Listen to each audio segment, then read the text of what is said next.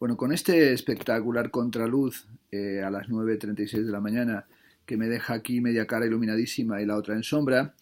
eh, quiero volver sobre un artículo que publicó Mario Vargas Llosa en el diario El País, concretamente el 21 de septiembre del año 1997, que se titula Caca de elefante. He utilizado ya este artículo en el capítulo sobre el marco del arte que abre mi último libro, bueno, mi penúltimo libro, Estética de la Crueldad, en el que, bueno, hablaba de Caca de elefante como un ejemplo de lo que el novelista César Aira llama los enemigos característicos del arte contemporáneo. Pero me gustaría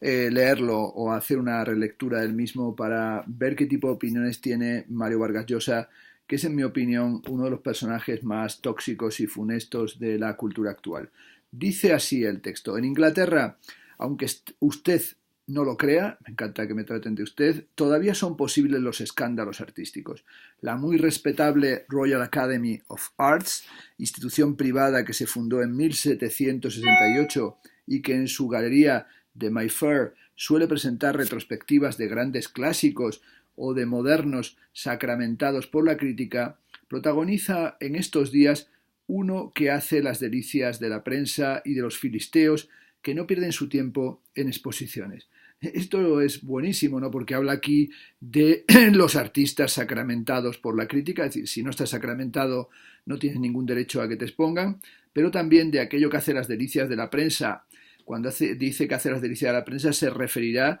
a las exposiciones sobre las que él suele escribir, es decir, a esos escándalos de pacotilla de lo que forma su parte, su propia concepción del tertulianismo o de la todología. Y dice que se trata de una exposición a la que solamente acudirán los filisteos, los que no pierden el tiempo en las exposiciones. Es decir, se trata sin duda de un autorretrato de Mario Vargas Llosa. Sigo. Pero a esta, gracias al escándalo, irán en masa, permitiendo de este modo, no hay bien que por mal no venga, que la pobre Royal Academy supere por algún tiempito más sus crónicos quebrantos económicos. Bueno, aquí ya se mete en una historia absurda porque, bueno, la Royal Academy tendrá quebrantos económicos, pero también, como dice él mismo sin darse cuenta, expone a artistas como Ansel Kiefer, del que se hizo hace unos años una exposición a la que acudía el público de forma masiva. ¿Fue, se pregunta Mario Vargas Llosa, con este motivo en la mente que organizó la muestra Sensation con obras de jóvenes pintores y escultores británicos de la colección del publicista Charles Saatchi? Si fue así, bravo, éxito total. Es seguro que las masas acudirán a contemplar, aunque sea tapándose las narices, las obras del joven Chris O'Feely, de 29 años, alumno del Royal College of Art, estrella de su generación, según un crítico que monta sus obras sobre bases de caca de elefante solidificada. No es por esta cualidad, sin embargo, por la que Chris O'Feely ha llegado a los titulares de los tabloides, sino por su blasfema pieza Santa Virgen María, en la que la Madre de Jesús aparece rodeada de fotos pornográficas. Es bastante dudoso si el propio Mario Vargas Llosa ha ido a ver la exposición. La impresión que uno tiene leyendo el artículo es que habla absolutamente de oídas, o habla a través de los periódicos, o se alimenta continuamente de la rumorología y de lo que dicen los críticos y de los escándalos de pacotilla, o, como dice él, de los titulares de los tabloides, y sobre todo mantiene en todo momento esa ideología y esa perspectiva de una sociedad masa o masificada, en una perspectiva absolutamente reaccionaria y conservadora, de aliento antiguo que viene desde la rebelión de las masas, de Ortega y Gasset, pero que en su boca sencillamente remite a un elitismo, a un aristocratismo de la peor especie y de la peor tradición. No es, continúo con el texto, este cuadro, sin embargo, el que ha generado más comentarios, es decir, esto es un metacomentario. El laurel se lo lleva el retrato de una famosa infanticida, Mira Hindley, que el astuto artista ha compuesto mediante la imposición de manos pueriles. Bueno, aquí en realidad tampoco él sabe, o por lo menos de momento no lo dice, quién es el astuto artista, porque parece que el astuto artista fuera Chris O'Feely. Por lo menos tendría que haber revisado el catálogo o darse cuenta de lo que estamos hablando. Otra originalidad de la muestra resulta de la colaboración de Jack y Dinos Chapman. La obra se titula Aceleración cigótica y, como indica su título, entre interrogantes, bueno, realmente está redactado de pena, como un alumno de bachillerato o incluso en una situación absolutamente infantilizada en la que los signos de puntuación, los interrogantes, la estructura de las frases es totalmente zarrapastrosa, completamente desarrapada, y dice que despliega a un abanico de niños andróginos cuyas caras son en verdad falos erectos. Aquí ya nos estamos poniendo nerviosos. Ni que decir que la infamante acusación de pedofilia ha sido proferida contra los propios autores. Si la exposición es verdaderamente representativa de lo que estimula y preocupa a los jóvenes artistas en Gran Bretaña, hay que concluir que la obsesión genital encabeza su tabla de prioridades. Por ejemplo, Matt Collishaw ha perpetrado un óleo describiendo en un primer plano gigante el impacto de una bala en un cerebro humano. Pero lo que el espectador ve en realidad es una vagina y una vulva. ¿Y qué decir del audaz ensamblador que ha atiburrado sus urnas de cristal con huesos humanos y por lo visto hasta residuos de un feto? Bueno, estamos hasta ahora casi con ganas de vomitar el desayuno. Lo más notable del asunto no es que productos de esta catadura lleguen a deslizarse en las salas de exposiciones más ilustres, es decir, la mierda ha llegado a los sacrosantos templos del arte, sino que haya gentes que todavía se sorprendan por ello. Es decir, lo más extraordinario del texto es que Vargas Llosa habla contra los que se escandalizan frente a obras que tienen un carácter provocador. Es decir, está haciendo un autodiagnóstico, porque está hablando del escándalo, de la provocación, de la repugnancia que le producen unas obras que lo único que quieren tener es el efecto de shock, es decir, el efecto de la provocación, una provocación a fin de cuentas que sería una tormenta, una tempestad en un vaso de agua o un escándalo que está absolutamente pactado. En lo que a mí se refiere, yo advertí que algo andaba podrido en el mundo del arte hace exactamente 37 años en París. Bueno, aquí tenemos ese momento ególatra en el que él se presenta como el verdadero profeta, un profeta que viene ya casi desde hace 4 décadas, casi en plan shakespeariano, advirtiendo que algo huele a podrido en el mundo del arte. Y sobre todo dice que lo hizo en París cuando un buen amigo, escultor cubano, harto de que las galerías se negaran a exponer las espléndidas obras de madera que yo le veía trabajar de sol a sol en su Chambre de Bon, decidió que el camino más seguro hacia el éxito en materia de arte era llamar la atención. Y dicho y hecho, produjo unas esculturas en cursiva que consistían en pedazos de carne podrida, encerrados en cajas de vidrio, con moscas vivas revoloteando en torno. Unos parlantes aseguraban que el zumbido de las moscas resonara en todo el local como una amenaza terrorífica. Triunfó en efecto, pues hasta una estrella de la radio-televisión francesa, Jean-Marie Drogot, le dedicó un programa. La más inesperada y truculenta consecuencia de la evolución del arte moderno y la miríada de experimentos que lo nutren es que ya no existe un criterio objetivo. Aquí aparece ese fantasma y ese mito del criterio objetivo o del criterio regulativo o del criterio universal que enjuiciaría las obras de arte. Algo que permita calificar o descalificar una obra de arte, ni situarlo dentro de una jerarquía, posibilidad que se fue eclipsando a raíz de la revolución cubista y desapareció del todo con la no figuración. Bueno, esto es así como totalmente una nube y es una niebla espesísima en la que señalar cuándo desapareció el criterio es algo que no lo tiene muy claro y por lo tanto se refiere así al cubismo y a la no figuración, pero ya no tiene ninguna necesidad de hablar más sin darse cuenta que todavía en el tiempo del arte abstracto y sobre todo en la época de Clement Greenberg, cuando el cubismo estaba absolutamente ya academizado, se mantenía todavía la cuestión del criterio y se estaba insistiendo dentro de la crítica de arte en el establecimiento de un sistema de criterios para el enjuiciamiento de las obras de arte. En la actualidad, dice Vargas Llosa, todo puede ser arte y nada lo es, según el soberano capricho de los espectadores. Esta es una acusación casi platónica, como la famosa acusación platónica contra la teatrocracia, que habría hecho que llegaran unos espectadores que no respetaban el silencio sepulcral y reverencial en la representación de las tragedias y que estaban contra la musa y pensaban que cualquier cosa se podía convertir en una obra de arte, en una obra que podía representarse en el teatro, y con su obsceno y disparatado gusto lo que hicieron fue introducir la corrupción en el teatro, que no era otra cosa que la anarquía, ¿no? Y este cuestionamiento de la jerarquía lo que hace es que sea finalmente el espectador, ese espectador reducido a la condición de masa, el culpable porque ha introducido lo que llama Vargas Llosa el soberano capricho.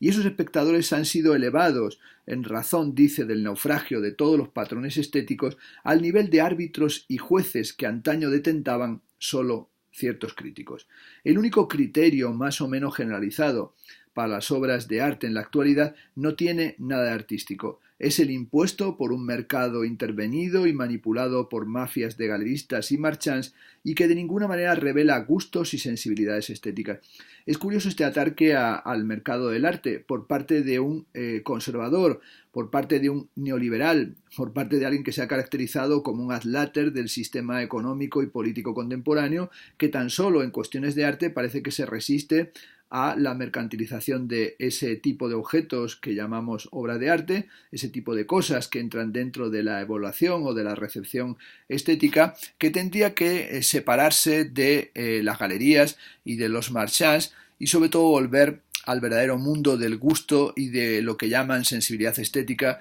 de acuerdo a un criterio absolutamente tradicional. Y dice que lo único que tenemos son hoy operaciones publicitarias, de relaciones públicas y en muchos casos de simples atracos. Hace más o menos un mes, dice, visité por cuarta vez en mi vida, pero esta será la última, la Bienal de Venecia. Bueno, nos anuncia que lo va a dejar, como que ya está superado, que ha ido 4 veces. Tengo la impresión de que es absolutamente falso a la Bienal de Venecia. Estuve allí un par de horas, creo, y al salir advertí que ni uno solo de todos los cuadros, esculturas y objetos que había visto en la veintena de pabellones que recorrí le hubiera abierto la puerta de mi casa, aunque me lo suplicara de rodillas. Este es un criterio verdaderamente lamentable, es decir, para él la evaluación del arte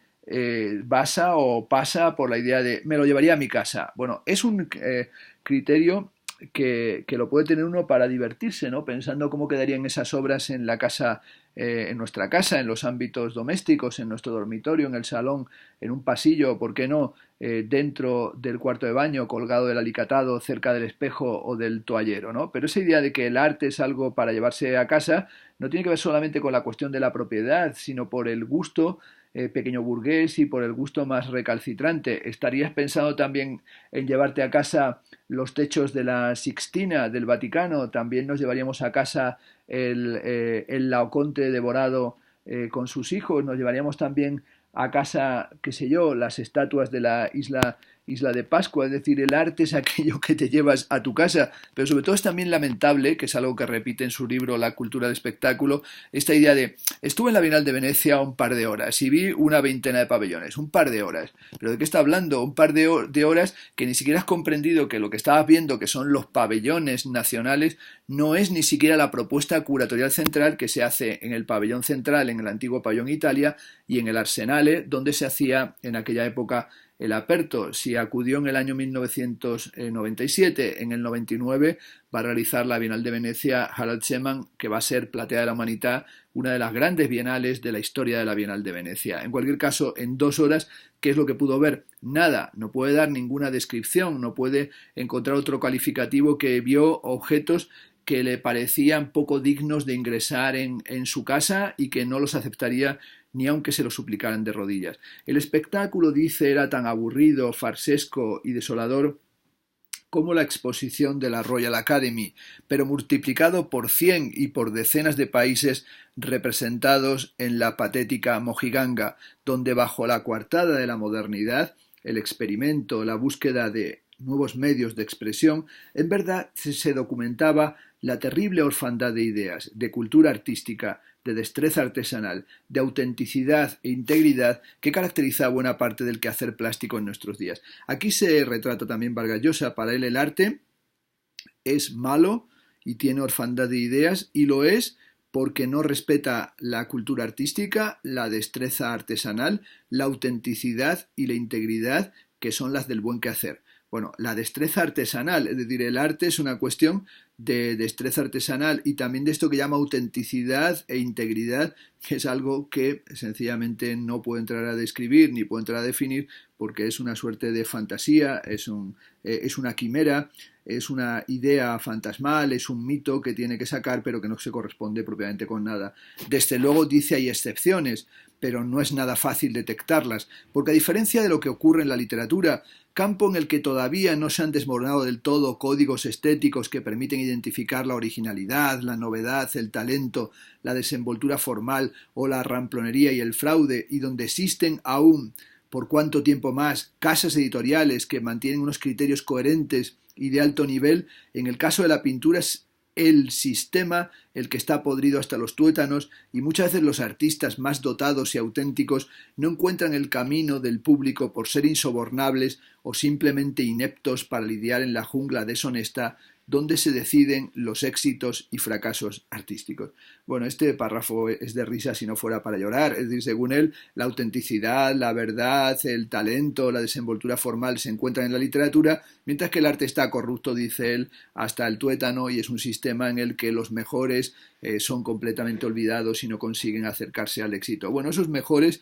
sería bueno que nos dijera cuáles son, porque cada vez que señala a Vargas Llosa un artista que para él es auténtico, se trata de un pintor figurativo verdaderamente nauseabundo, es decir, de un pintor que sí, que tiene una calidad, pero tiene una calidad ¿en qué sentido? En el sentido de que es un artista absolutamente regresivo, es un artista pompier, y es un artista sí que le gustaría a él tener en su casa porque tiene un gusto absolutamente deplorable y tiene un gusto completamente decimonónico. Pero la idea de que en la literatura se mantiene el criterio porque hay casas editoriales que mantienen unos criterios coherentes y de alto nivel, pues es sencillamente también otra ficción, porque existen casas editoriales que publican auténtica basura y la oferta que encontramos en cualquier librería y por qué no decirlo también en las tiendas de venta de libros, en las zonas que están habilitados para ello, en las estaciones de trenes o en los aeropuertos, en los grandes no lugares del mundo contemporáneo, son principalmente cosas que uno no leería, por utilizar la terminología de Vargas Llosa, ni aunque me lo suplicaran de rodillas, o cuando lo leo por pura inercia o por curiosidad, lo que me encuentro es que la situación de la literatura contemporánea es verdaderamente una situación trágica, pero no trágico suena demasiado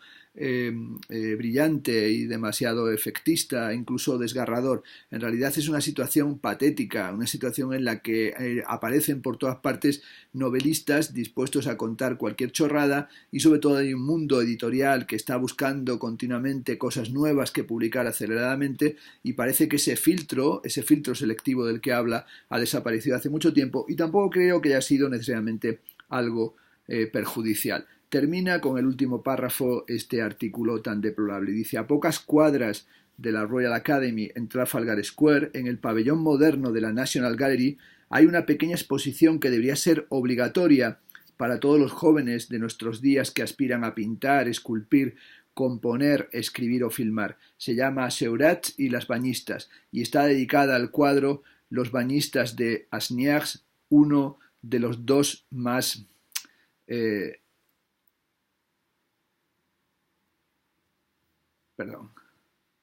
famosos que aquel artista pintó. El otro es un domingo en la Grande Jatte entre 1883 y 1884, aunque dedicó unos 2 años más de su vida a aquella extraordinaria tela en los que, como se advierte en la muestra, hizo innumerables bocetos y estudios del conjunto y los detalles del cuadro. En verdad la exposición prueba que toda la vida de Seurat fue una lenta, terca, insomne, fanática preparación para llegar a alcanzar aquella perfección formal que plasmó en esas dos obras maestras. Bueno, aquí he salido por peteneras, como diciendo, me aburría, en realidad creo que ni siquiera fue en la Royal Academy, pero sin embargo, si uno va a ver esta exposición de Seurat, verá a un auténtico maestro, que es como decir, bueno, pues estaba comiéndome un cocido en Malacatín y de repente pensé que podía irme a comer un chuletón de Ávila o un cordero a la segoviana en un restaurante de carretera camino de la ciudad del acueducto romano y de repente esa especie de idea, pues si no te gusta esta cosa, vete a la otra que realmente revela la tradición. Y continúa diciendo, en los bañistas de Asnières esa perfección nos maravilla y en cierto modo abruma en la quietud de sus figuras que se asolean, bañan en el río, contemplan el paisaje bajo aquella luz cenital que parece estar disolviendo en brillos de espejismo el remoto puente. la locomotora que lo cruce y las chimeneas de pasivo, ¿no? Una descripción viejuna a tope. Esa serenidad, ese equilibrio, esa armonía secreta entre el hombre y el agua, la nube y el velero, los atuendos y los remos, son sí la manifestación de un dominio absoluto del instrumento, del trazo de la línea y la administración de los colores, conquistado a través del esfuerzo. El esfuerzo aquí es fundamental, ¿no? Y sobre todo una falta de comprensión de lo que sucede en la pintura de Seurat. Menos mal que Jonathan Crary y otros, por ejemplo Crary en su libro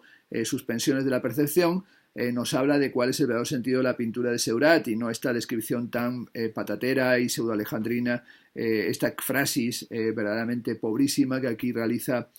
Vargas Llosa, ¿no? En esa defensa del esfuerzo. Dice, todo ello denota una concepción altísima, nobilísima del arte de pintar, como fuente autosuficiente de placer y como realización del espíritu, que encuentra en su propio hacer la mejor recompensa, una vocación que en su ejercicio se justifica y se ensalza, una dimensión autotélica, ¿no? Algo que en sí mismo se autojustifica y que es un arte nobilísimo y que pareciera que solamente la pintura tuviera la condición de algo que nos ensalza y que encuentra en sí mismo su propia recompensa, como una especie de ombliguismo o una especie de monadología perfecta, una nueva teología, una nueva teocracia del arte de la pintura en el siglo XX, a final del siglo XX o ya en el siglo XXI.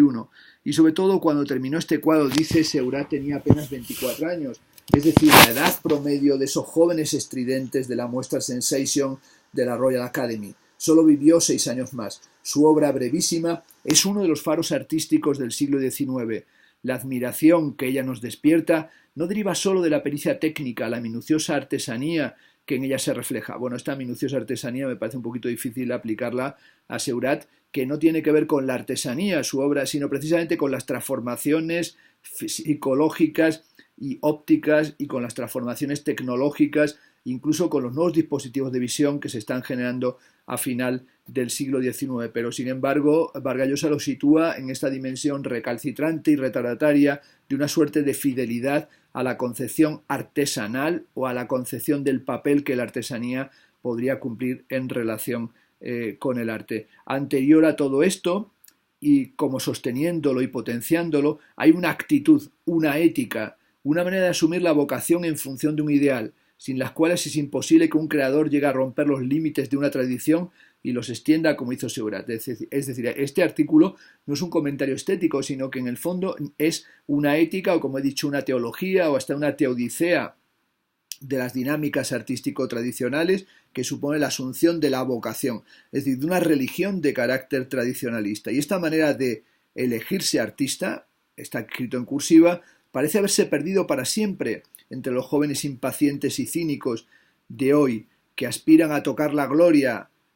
a como dé lugar, aunque sea empinándose en una montaña de mierda paquidérmica. Bueno, esta idea de elegirse artista, esta vocación artística, bueno, habría que pensar en la política como vocación y la ciencia como vocación y el político como profesión de Max Weber, esta autoelección o este investirse casi monacalmente de ordenarse sacerdotalmente de la condición de un artista, que además tiene que ver con la tradición, con la calidad, con la originalidad, con la dimensión del conocimiento artesanal en la producción de las obras de arte, es una ética y una estética frente a la dimensión cínica de estos artistas que son los verdaderos maestros de la porquería y que se suben a esa mierda de elefante para tratar de tocar una gloria que en realidad es una gloria para la que no están de ningún modo preparados, ni tienen las cualidades ni éticas, ni formales, ni son capaces de acceder a esa calidad y por tanto lo único que hacen es enfangarse en la escatología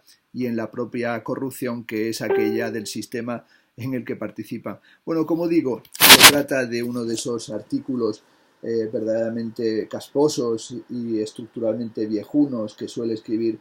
Mario Vargas Llosa, pero me parece que es el tipo de crítica que es interesante revisar, sobre todo porque no se trata de la crítica que me interesa, sino al contrario de la crítica que no me ha interesado nunca, y sobre todo una crítica que se permite, digamos, que se publique o que accede al mundo de los medios de comunicación y que aparece en las páginas de un diario de gran difusión como es el diario El País, no porque Vargas Llosa tenga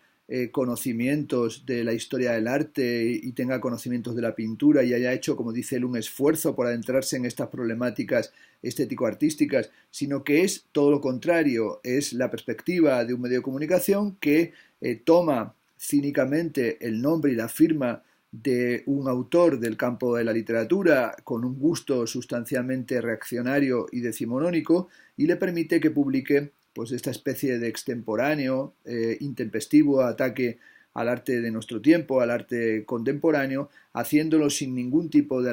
rigor, ni de conocimiento, ni de capacidad, ni de reflexión que nos abra perspectivas para comprender lo que sucede o cómo podrían ser los criterios efectivamente de valoración del arte de nuestra época, pero únicamente se hace porque es famoso y porque su fama en otro campo cultural podría repercutir en los lectores o en el seguimiento que tendría ese tipo de texto, ese tipo de publicación en el periódico. Por tanto, en cierta medida, la propia